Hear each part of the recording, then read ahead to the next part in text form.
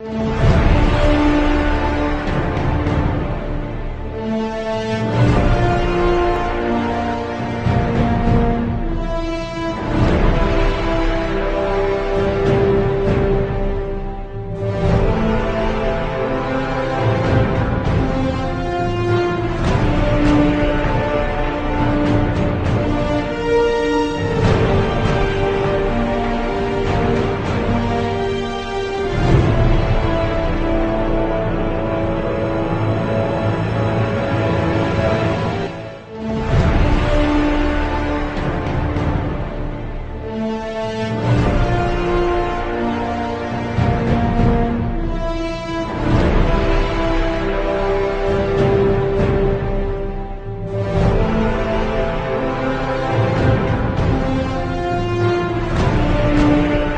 dois vous avouer que j'ai été impressionné par la sincérité des débats.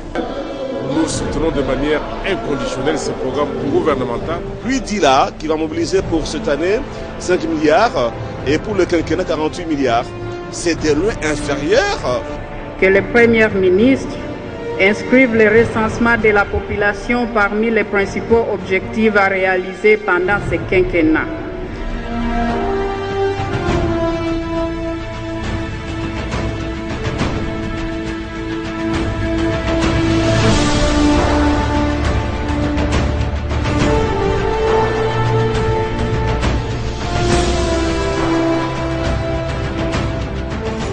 Lundi 7 mai, les membres du gouvernement Matata Ponyo arrivent au Palais du Peuple pour la présentation du programme d'action du gouvernement. Après l'entrée du bureau définitif, le président Bami Inaku accorde la parole au Premier ministre Matata Ponyo. Le gouvernement accordera une place de choix à la poursuite de la réforme du système judiciaire et carcéral visant l'amélioration des conditions de travail et des services judiciaires, l'amélioration de l'accès à la justice, la promotion et le respect des droits humains, la modernisation du cadre juridique, la lutte contre la corruption et l'impunité dans les secteurs et le renforcement des capacités humaines et institutionnelles. En matière économique, la bonne gouvernance nécessite, outre les valeurs morales et intellectuelles qui en constituent le socle, le renforcement des principes outils de gestion et de contrôle en vue d'aider à l'atteinte des objectifs de stabilité macroéconomique et de permettre un pilotage transparent et efficient des politiques de développement. Un des défis majeurs et urgents du gouvernement est l'amélioration du climat des affaires à travers la mise en œuvre effective des différentes mesures prises mais qui ont à ce jour connu un faible niveau d'exécution.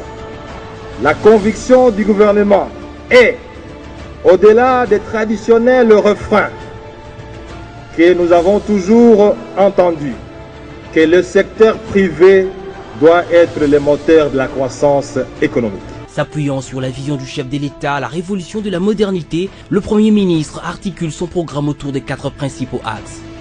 L'amélioration de l'efficacité du gouvernement, le développement des infrastructures de base, des processus de l'industrialisation et du renforcement du capital humain par le développement du secteur privé de production et enfin garantir un meilleur développement par une distribution des ressources nationales. La RDC a renoué avec la croissance économique positive depuis 2002. Mais que devons-nous faire pour que la majorité de notre population en profite? Et pourquoi le chômage, bien que progressivement en recul, est-il toujours aussi massif? La stabilité monétaire a été retrouvée depuis plusieurs années. Mais pourquoi la dollarisation de l'économie se poursuit-elle?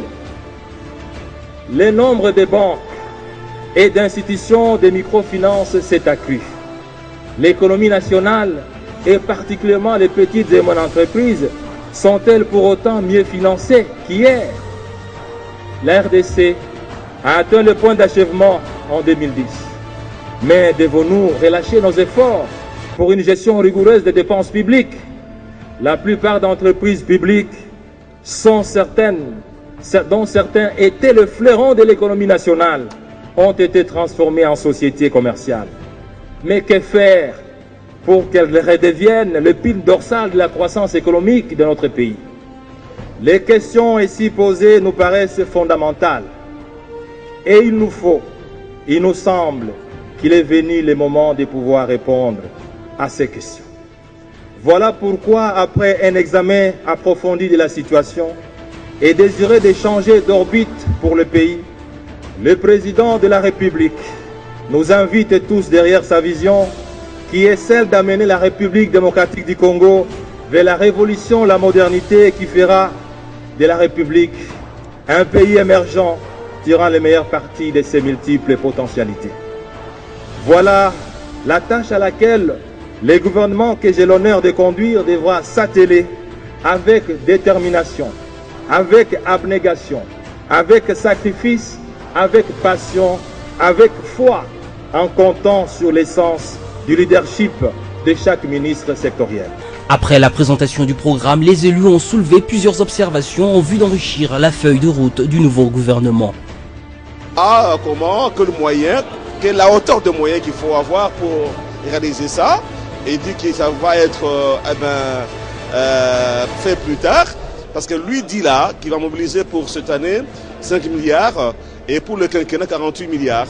C'est de loin inférieur aux besoins qui sont présentés. Il parle de SMIG, sans nous dire dans 5 ans, il va l'amener à quelle hauteur. Et nulle part, il parle des partenaires sociaux. C'est sur base de ce programme que le président de la République a été élu. Alors aujourd'hui, il est question de pouvoir les concrétiser. Voilà pourquoi, et le PPRD, la majorité présidentielle, nous soutenons de manière inconditionnelle ce programme gouvernemental parce que c'est le programme qui a permis de faire élire le président et de nous faire élire nous-mêmes. Ce programme est l'intériorisation de la vision du chef de l'État. Comme toute œuvre humaine, et il est perfectible. Nous avons formulé des observations. Quand vous regardez le programme du Premier ministre, il y a de très bonnes intentions dans ce programme. Il y a de très bonnes idées. Mais le financement.